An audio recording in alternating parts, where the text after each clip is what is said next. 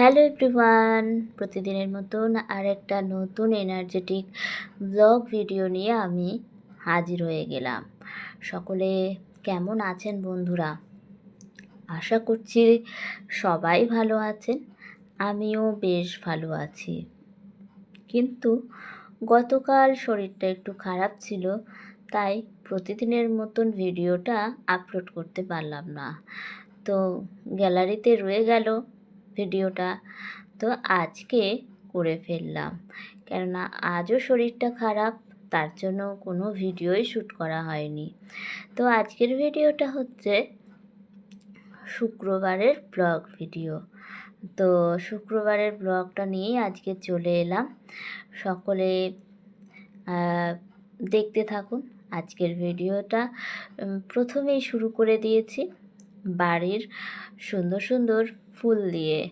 তো সকালে ঘুম থেকে উঠে দেখছি সমস্ত গাছে একদম ফুলে ভর্তি, আর ভাবলাম এত সুন্দর একটা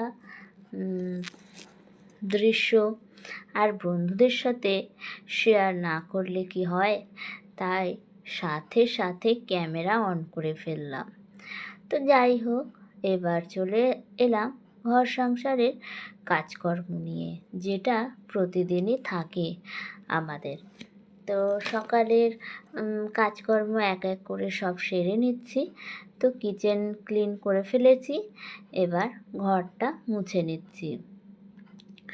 তো গতকাল রাতেও আমাদের মিস্ত্রি দাদাভাই রাতে কাজ করলো, আর কাজ করাতে বারান্দাটা প্রচুর প্রচুর নোংরা হয়।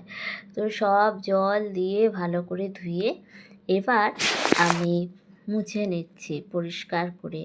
আর বাড়িতে মিস্ত্রি দাদারা একটু সিমেন্ট বালির কাজ করলে পুরো ঘর দুয়ার যেন বালি বালি লাগে। ঝাড় দিতে দিতে তারপর সেই বালি দূর হয়। তো এখনও ঠিক সেই রকমই একটু বালি বালি রয়েছে। বারবার তো ঝাড় দিচ্ছি, জল ঢালছি, মুছছি, কিন্তু না, একটু সময় লাগবে। তো এই এক এক করে এবার কাজগুলো সেরে নেব। সেরে নিয়ে এবার স্নানটা সেরে নিতে হবে। সকালবেলায় এরকম স্নানটা করে নিলে কিন্তু বেশ ভালো লাগে। তো এদিকে আমার মোটামুটি ঘর দুয়ার মোছাও কিন্তু কমপ্লিট হয়ে আসছে। তো এবার ফ্রেশ হয়ে ব্রাশটা করে নিচ্ছি। সকালবেলা তো মোটামুটি সব কাজ হয়ে গেছে, আর কাজ করতে করতে ভীষণ টায়ার্ড হয়ে পড়েছি। আর তাই ভাবলাম আজকে একটু বসেই পড়ি, তাই বসে বসেই আজকে ব্রাশটা সেরে নিচ্ছি। আসলে সকালে ঘুম থেকে উঠে একটুও বসার সময় পাই না, একদম সময় পাই না। আর তার জন্য আজকে একটু টায়ার্ড হয়ে পড়েছিলাম। তো এবার ব্রাশ তো করে নিলাম, স্নানটা সেরে নেব। স্নান সেরে প্রতিদিনের মতন পুজোও দিয়ে নেব।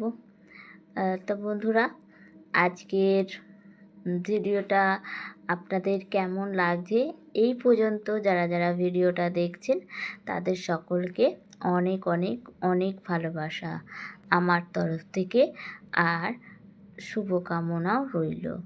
স্নান সেরে একদম চলে এসেছি সবার প্রথমে ঠাকুরের ঘরে। তো সবার প্রথমে এবার স্নান সেরেই পুজোটা দিয়ে দিচ্ছি।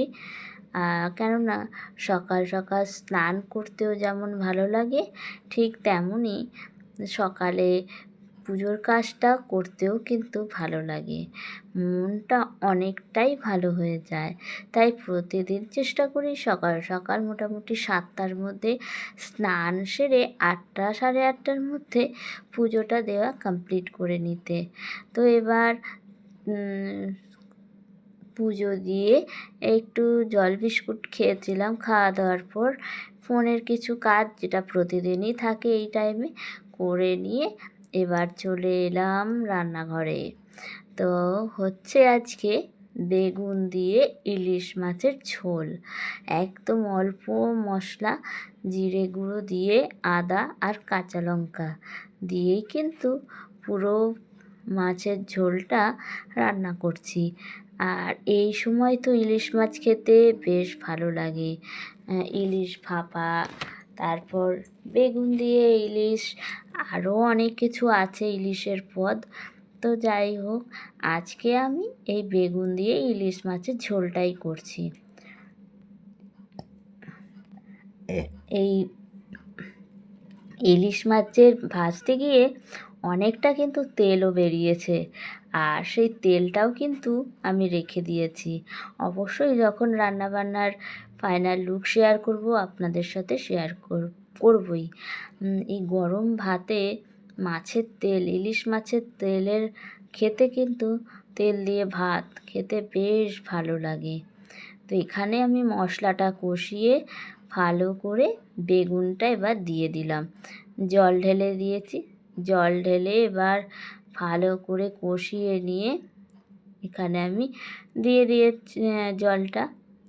তো যাই হোক, এবার আর রান্না বান্নার আর ভিডিও সেরকম শেয়ার করলাম না। এই যে আজকের সব রান্না, এটা হচ্ছে কুমড়ো শাক, মটর ডাল দিয়ে কুমড়ো শাক, আর রয়েছে ওই ইলিশ মাছের ঝোল, আর এটা হচ্ছে মুসুরির ডাল সেদ্ধ কাঁচা লঙ্কা দিয়ে, অল্প একটু রয়েছে। আর এই যে আমার বেগুন দিয়ে ইলিশ মাছের পাতলা ঝোল, এটা কিন্তু ভীষণ ভালো লাগে। ইলিশ ভাপার থেকে এটা বেশ ভালো, স্বাস্থ্যের পক্ষেও ভালো, কেননা একদম পাতলা করে করা, মশলা একদমই অল্প দেওয়া। এই কালো জিরে ফোড়ন দিয়ে, কাঁচা লঙ্কা দিয়ে, বেগুন দিয়ে এই রান্নাটা করেছি। তো এইটা তো সবাই করে থাকে যে যার মতন। আর এই যে আমার ইলিশ মাছের তেল, এটা দিয়ে কিন্তু গরম ভাত খেতে ভীষণ ভালো লাগে। আমি তো প্রতিদিন আনলেই আমি প্রতিদিন খাই। ভাত দিয়ে, গরম গরম ভাত দিয়ে ইলিশ মাছের তেল, আর হাঁড়িতে ভাত এখনও হচ্ছে। আর এই দিকে দেখুন বন্ধুরা, আমার বরমশাই টালির চালে উঠে পড়েছে কুমড়ো পাড়তে।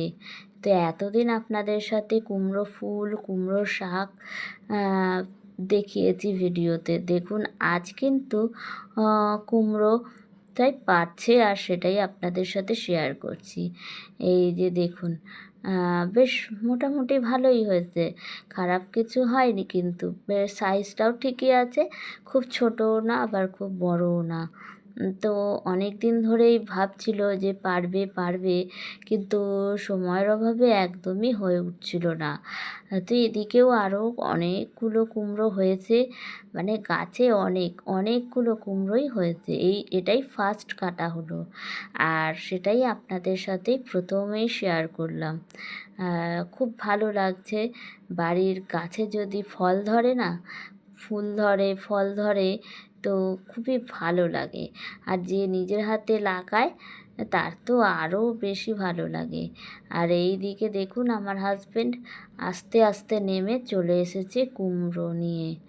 এই যে কুমড়োটা বেশ পেকেও গেছে, কিন্তু এবার কাটলে বোঝা যাবে কেমন হয়েছে।